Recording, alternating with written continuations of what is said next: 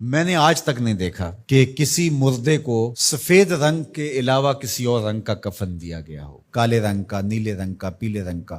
حالانکہ شریعت میں جائز ہے، کوئی سیاہ رنگ کا کفن دے دے جائز ہے، نیلے رنگ کا کفن دے دے جائز ہے، لیکن حضور کا ایک فرمان کہ اپنی مسجدوں کو زینت سفید رنگ سے دو اور اپنے مردوں کا کفن سفید رنگ سے دو۔ سفید رنگ سے کفن دینا مستحب ہے، لیکن اگر کوئی اور رنگ سے کفن دے دے تو وہ بھی جائز ہے۔ لیکن ہم نے وفات کے موقع پر کبھی اس مستحب کو بھی ترک نہیں کیا، یعنی غم کا موقع ہو تو ہم مستحب بھی ترک نہیں کرتے، اور شادی کا موقع ہو تو صرف ایک نکاح رہ گیا ہے جو سنت کے مطابق، باقی ہماری پوری شادی کی رسوم و رواج جو ہیں وہ ساری شریعت سے متصادم ہو گئی الا ماشاء اللہ۔ باقی صرف نکاح رہ گیا، تو وہ بھی لوگ کہتے ہیں وہ پہلے جا کے مسجد میں کر آئیں تاکہ یہاں یہ تکلف بھی نہ ہو، اور وہاں پوری ہماری شادی کی تقریب جو ہے وہ ہماری مرضی کے مطابق۔ یہ خاندانی رسم ہے، یہ ہم نے میڈیا پہ دیکھی تھی، یہ سوشل میڈیا پہ دیکھی تھی،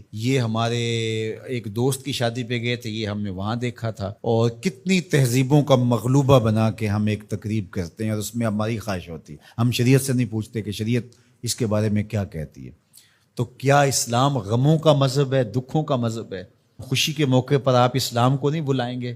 آپ مجھے غم کے موقع پہ آواز دیں، فوتگی کے موقع پہ آواز دیں، میں چلا آؤں، اور جب شادی ہو تو آپ مجھے کارڈ ہی نہ بھیجیں، تو میں کہوں گا کہ میرا آپ سے صرف یہی تعلق ہے۔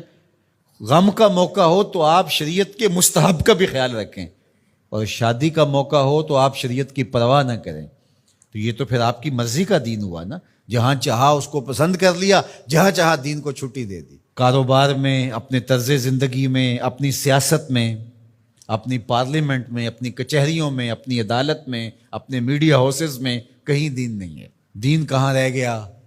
اللہ اکبر۔ اقبال نے جو شکوہ میں کہا کہ اگر مسجد میں صف آ رہا ہوتا ہے تو غریب، دین غریبوں کے پاس رہ گیا۔ دولت بڑھتی جاتی ہے تو دین بھی مرضی کا ہوتا جاتا ہے۔ مولوی صاحب کو پابند کرنے چاہتے ہیں لوگ کہ آپ اس طرح کا دین دے جس طرح ہم چاہتے ہیں، تو یہ تو اپنی خواہش اور آرزو اور تمنا کا نتیجہ ہوا۔ تو اللہ فرماتا ہے پھر یہ کیا ہوگا اگر تم ایسا کرو گے تو آخرت رہی، وہاں تو اشد عذاب تمہیں ہوگا ہی، دنیا میں بھی تمہارے لیے خزی رسوائی ہے۔ اور آج ہمارا مسئلہ کیا ہے؟ آج ہم نہ دنیا دار ہیں نہ دین دار ہیں۔